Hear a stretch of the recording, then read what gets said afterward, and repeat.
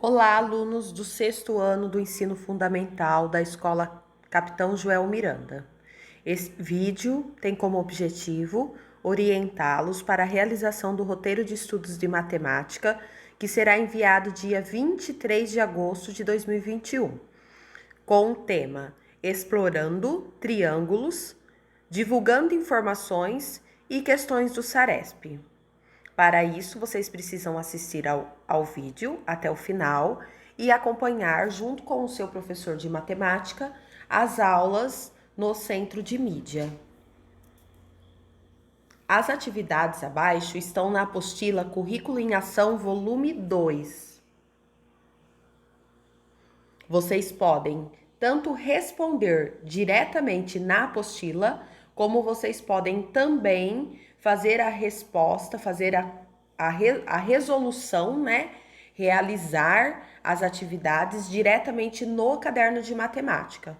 Os dois meios são válidos, não tem necessidade de copiar, pois vocês têm toda a atividade, todos os exercícios na apostila Currículo em Ação.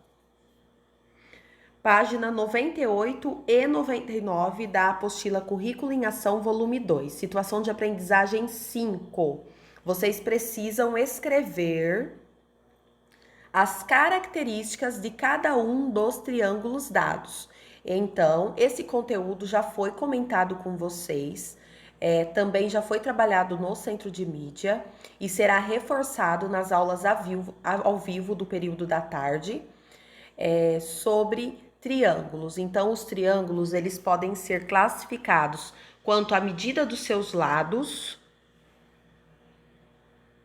e quanto às medidas dos seus ângulos, certo? Então, ele pode receber 3 nomes quanto aos lados e 3 nomes quanto aos ângulos. Vocês vão precisar pesquisem ou no Google, na internet ou em algum livro de matemática, para vocês saberem o que é um triângulo equilátero, o que é um triângulo isósceles e o que é um triângulo escaleno.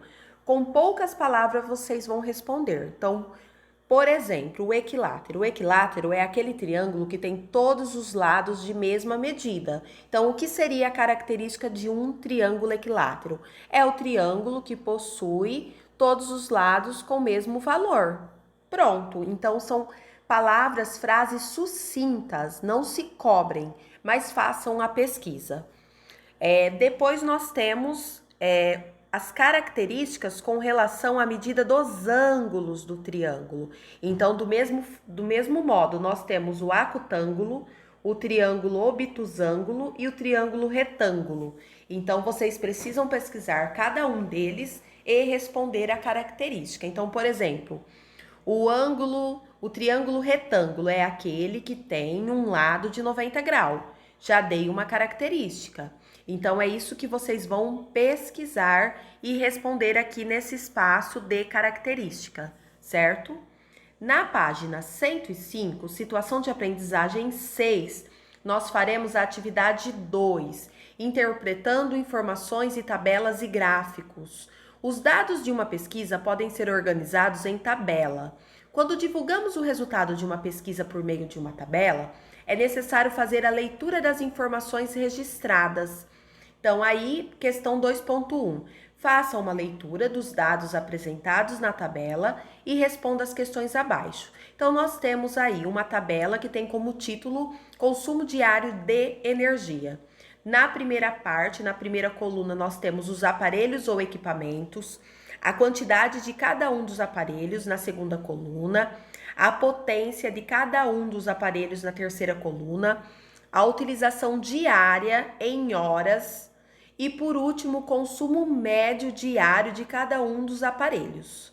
E depois, no final, o que está em cinza é o consumo médio diário total. E aí as perguntas: qual o título e a fonte dessa tabela? Então, nós podemos encontrar na tabela o título e a fonte está aqui abaixo. Então, toda a tabela completa precisa ter um título e precisa ter uma fonte na qual essa fonte seja confiável, da onde foi tirado esses dados, essas informações. Então, questão A é isso, colocar o título e a fonte. Item B. Se uma residência tiver 6 lâmpadas de LED, qual será o consumo diário total dessas lâmpadas? Então, eu sei que uma lâmpada consome 75 watts por hora ao dia. Se eu tiver 6, o que eu preciso fazer? Qual conta fazer para saber quanto 6 lâmpadas gastará? Então, vocês precisam fazer uma continha para achar o valor. C. Qual desses aparelhos tem o maior consumo de energia diário? Então, qual deles tem o maior gasto, certo? O maior consumo de energia. Esse aparelho foi o mais utilizado? Ou seja, ele consumiu bastante energia? Sim. Mas por que foi bastante utilizado? Ou porque a potência dele é alta, ele consome muita energia? Então, vocês vão explicar isso na C, tá bom? Atividade 3, divulgando informações. Uma maneira útil de divulgação do resultado de uma pesquisa é por meio dos gráficos. Também é possível resolver problemas e fazer previsões, mas para isso é preciso compreender e também construir os gráficos. Isso na página 106 terá continuação. Então, o exercício 3.1. Dados do Ministério da Saúde revelam que o número de casos de dengue no estado de São Paulo aumentou mais de 1000% em comparação com janeiro de 2018. Até o dia 2 de fevereiro, foram notificados 17.004 casos da doença. No mesmo período de 2018, foram registrados 1.450 casos de dengue. O gráfico a seguir registra a situação epidemiológica nesse período, comparando 2018 e 2019. Então, olha aqui o tema, né? O título do gráfico. Situação epidemiológica do estado de São Paulo, a fonte, certo? Da onde foi tirada essas informações. E aqui nós temos a quantidade de casos da dengue, da chikungunya e da zika. E aí a quantidade de população. Então, aqui a dengue em 2018, que está marcada em azul, tiveram 1.450 casos. Em 2019, que está em rosa, foram 17.004. O mesmo para os demais, chikungunya e a zika. O que está em azul pertence ao ano de 2018 e o que está em rosa pertence ao ano de 2009. Sendo assim, responda. Quantos casos de dengue foram registrados em 2019 a mais que em 2018? Então, comparado com dengue, né? Então, eu vou olhar aqui, ó, na primeira parte do gráfico, dengue. Quanto teve a mais, né? Então, vocês precisam pegar aí o valor de 2019 menos o de 2018 para saber o que teve a mais. Então, 17.004 menos 1.450, para saber quanto que teve a mais. B. Analisando o gráfico, o que podemos dizer com relação ao número de casos de zika? Então, a zika, gente, o que a gente pode observar aqui? Aumentou, diminuiu os casos de um ano para o outro, manteve-se? Vocês vão falar o que vocês estão observando na zika, tá? C. Qual o percentual do aumento do número de casos da chikungunya no mesmo período em 2019 no estado de São Paulo? Se necessário, utilize a calculadora para validar a sua resposta. Essa C, se vocês não conseguirem fazer, porque ela diz respeito à porcentagem, nós podemos depois, nas aulas do Centro de Mídia do período da tarde, resolver juntos, tá certo? Então, talvez vocês tenham um pouco de dúvida nessa, mas eles querem saber o percentual de aumento. Então, quantos porcentos aumentaram? Qual foi a porcentagem de aumento? Item D. Identifique os elementos que foram necessários para a construção do gráfico. Então, o que tem nesse gráfico? O que foi utilizado nesse gráfico?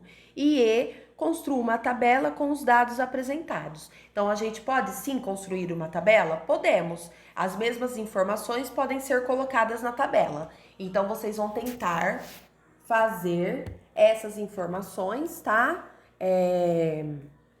Na tabelinha e representar essas informações na tabela, tá certo? Página 107, teste seu conhecimento. Aqui nós temos questões que já caíram em provas do Saresp, em prova Brasil, e são questões de múltipla escolha, ou seja, vocês vão ler e escolher uma única alternativa como resposta. A primeira questão. Ao escolher lajotas para o piso de sua varanda, Dona Lúcia falou ao vendedor que precisava de lajotas que tivessem os 4 lados com a mesma medida. Então, aí tem o desenho de losango, de retângulo, de quadrado e de trapézio. Considerando que ela queria lajotas, ela queria pedaços do piso, né? Com medidas iguais. Que lajota o vendedor deve mostrar a Dona Lúcia? Então, quais dessas figuras têm os 4 lados com a mesma medida, o mesmo comprimento, tá certo? Então, vocês vão escolher uma das alternativas. Página 108, questão 2 do Saresp de 2015. A moeda que tem o valor de 1/4 de real é igual a... Então, eu quero saber quanto vale 1/4, considerando que é de R$1. Então, se eu pegar um quarto do valor de R$1, quanto em centavos eu estarei pegando? 3. Saresp de 2008. Assinale a alternativa que mostra corretamente a escrita de 6/8 na forma decimal. Como que nós vamos saber quanto vale 6/8? Dividindo 6 por 8, certo? O 6 é pequeno, 0 aqui, 0 lá. Então, vocês têm que terminar essa divisão para saber qual é o valor decimal do número 6/8. Questão 4, nós acabamos de ver no roteiro anterior.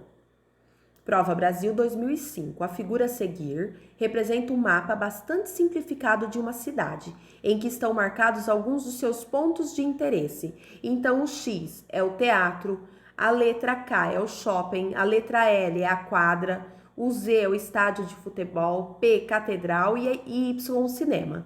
Nesse mapa, a coordenada 5G indica a localização de... Então, vocês vão olhar aqui, ó. Aqui nós temos os números e aqui nós temos as letras. Se, por exemplo, eu quiser saber o Z, olha só, eu vou pegar a letrinha, o número 8 e a letrinha C, concordam? Então, esse seria a coordenada do ponto Z. Na verdade, aí, eles querem saber o ponto 5G. Então, vocês precisam olhar onde está o 5, unir ao G, para saber qual é a letra e o que essa letra representa e escolher a alternativa correta, tá certo? Qualquer dúvida, entre em contato com seu professor de matemática, assista às aulas do Centro de Mídia.